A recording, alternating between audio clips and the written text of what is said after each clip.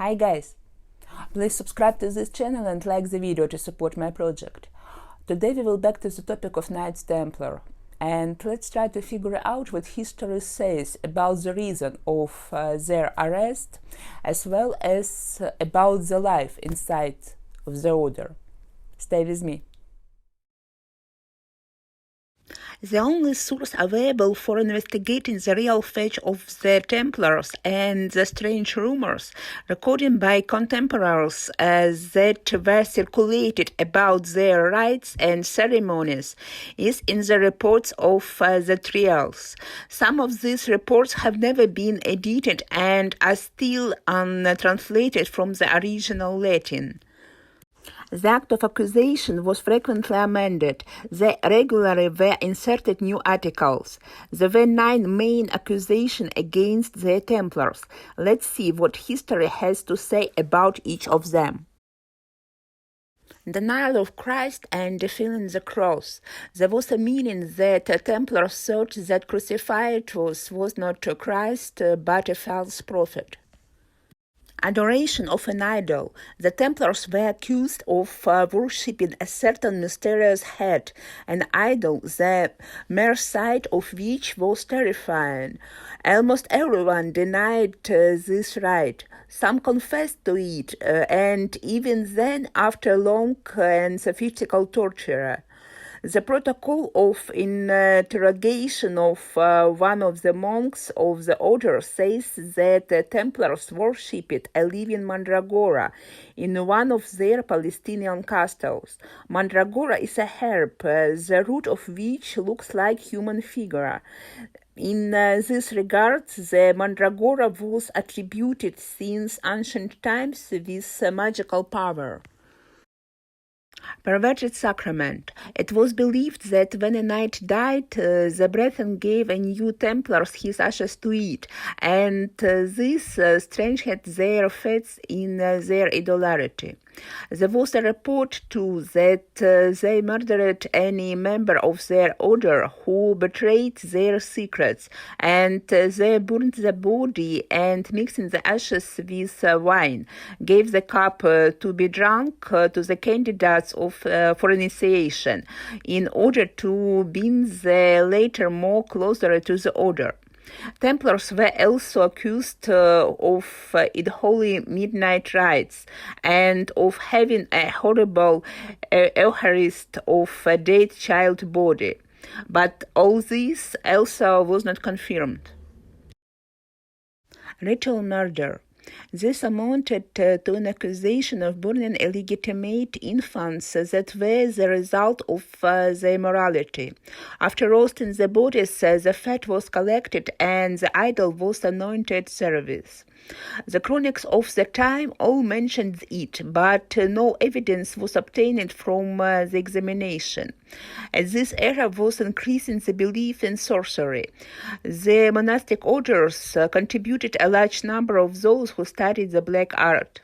Although sorcery never was attributed to the Templars, the popular imagination naturally connected midnight secret meetings with unholy rites of child sacrifice. Wearing a cord of heretical significance. This was an accusation of wearing a girdle which had a religious significance. This cord was of fine white thread sufficiently long to go round the waist. It was worn night and day. But in reality, the Templars wore the cord as an emblem of chastity. The wearing of this cord was nevertheless imputed to the Templars as a crime for rumours endowed it with magic power, believing it possessed a magical or hypnotic effect. A ritual kiss.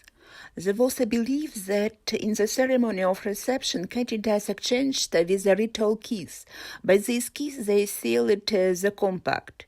The kiss was in the mouth, in the belly, and in the back. Alteration in the ceremony of the Mass. There were many opinions on this, but also there was an opinion that the Mass was the same as in the church. Immorality. Historical books about Templars say that it's possible that there were individual Templars who were corrupted, but in this case, in immorality could be also accused King Philip and the Pope. Treachery. Once 12 Templars were hanged at Jerusalem for a betrayal of a fortress beyond Jordan to the Emperor of Damascus. There were other occasions on which the knights were accused of neglecting the interest of their Christian colleagues. Templar guilt was the king's obsession. There is a version that he wanted to join the order himself, but he was refused. Philippe le Bel thought that he would easily have achieved the title of Grand Master, and this spiritual power would have given him the opportunity to interfere in the politics of neighboring countries. The refusal awakened in him an anger. Most likely this resulted the sad end of the order.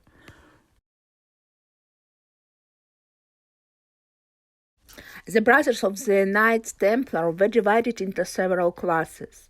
Since the main task of the order was the protection of the Catholic faith, the class of knights was the most numerous. The order was knighted in a special ceremony.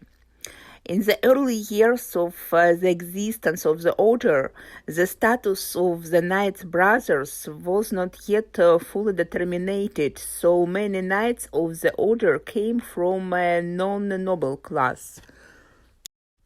Later, the knighthood received high status, therefore only knights of noble birth were already accepted into the order. Various of the order of the Temple who did not have knighthood were called servants in Latin or sergeants in Old French. On the battlefield, the sergeants supported the actions of the knights. However, not all sergeants were warriors. This category also included masters of the order. There were also brothers priests. The brother priest said Mass.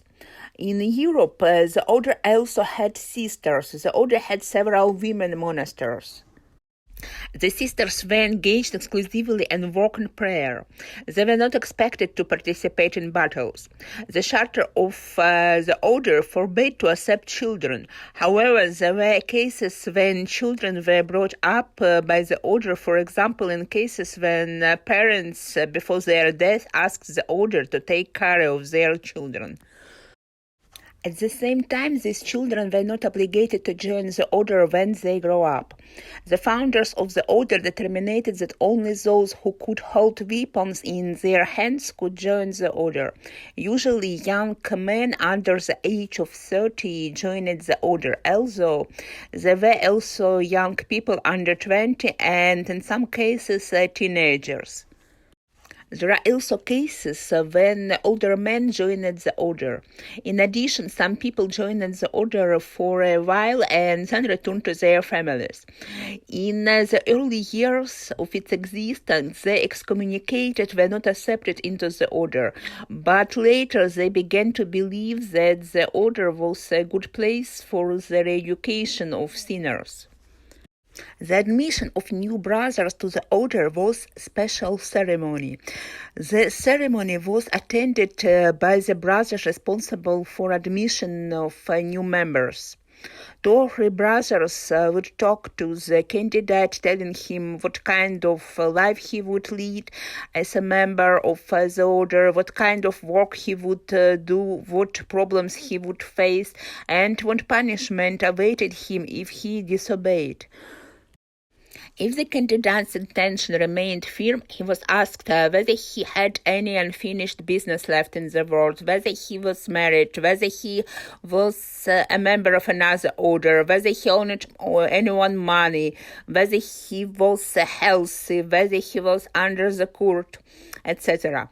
The next deputy candidate was appointed to the council and officially held the position of senior officer in the order. If the candidate agreed to all the conditions, he was asked to leave the meeting room, after which the reader began to discuss the candidacy. If a decision was made to accept a candidate for the order, he was asked to return, after which he was subject to cross-examination about whether he had any obligations that might be revealed after joining the order. The candidate was warned that if he lied and if a lie would be discovered, he would be expelled from the order. Then the candidate was offered to take an oath to the Lord and Virgin Mary that he would obey the orders of the master of the order, observe celibacy. In addition, the candidate swore that he would observe the traditions and customs of the order, help protect the Holy Land, and never leave the order without the permission of the master. In addition, the candidate swore that he would observe the traditions and customs of the order, help protect the Holy Land, and never leave the order without the permission of the master. The brother priest recited a prayer, after which he and the chairman kissed the new brother. Then the new brother sat on the floor, and the chairman read to him extracts from the charter and customs of the order, and also answered questions asked by the newcomer. Finally, the chairman would bless the newcomer and let him go.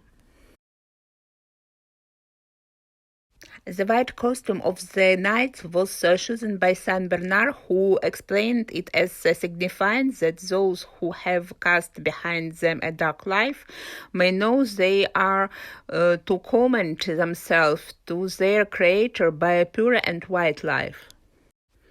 It was a regulation that all their garments should be made of wool, except from Easter to All Souls, when a linen shirt was permitted.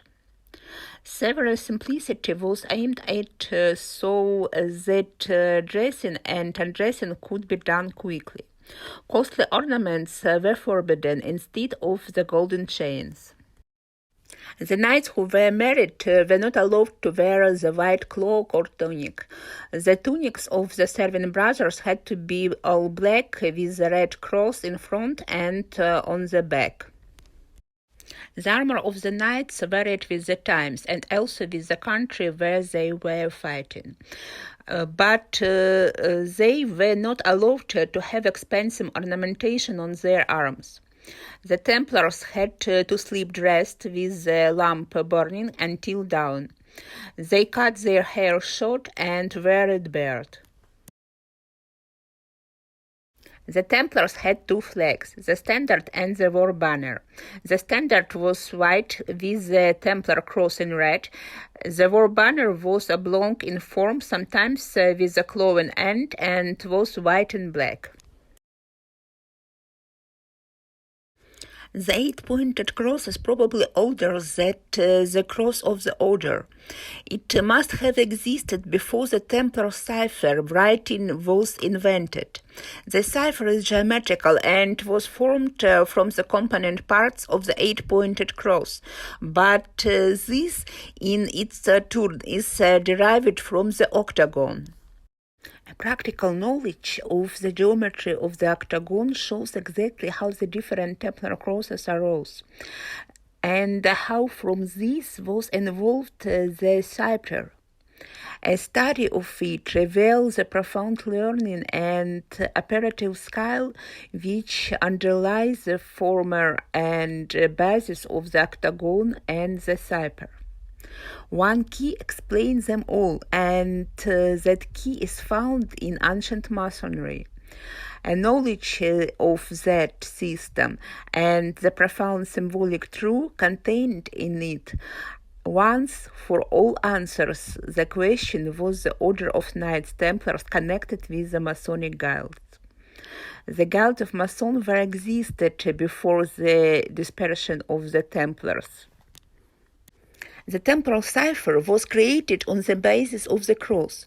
If we imagine a basis cross and continue a trace, we will get a cross with 8 ends. Each of the 4 arms of the base cross gives rise to 4 figures and ends in 2 corners.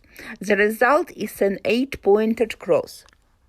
It contains triangles, rhombules, and other figures with lines of different thickness. As a result, a whole series of geometric figures arose which were the letters of this alphabet.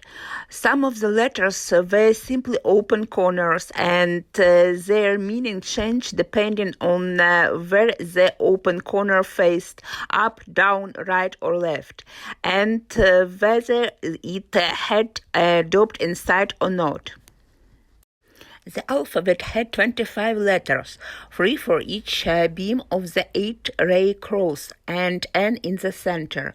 Particular attention is drawn to the presence of the alphabet of the letter W, which didn't exist then either in Latin or in other languages. But the letter W appears in Templar documents now in the National Library of Paris. There is a version that they used it not just as a letter, but gave it a different meaning, considering it a special sign that changed the meaning of the word in which it appeared. When and how exactly was developed this writing system is still unknown. And actually, in the history of Templars, there are many things that are still unknown. And obviously, there are so many mysterious questions on which we unfortunately will never find answers. That's all for today. I thank you for your attention. Please subscribe to my channel and like the video. And see you in my new videos. Bye bye.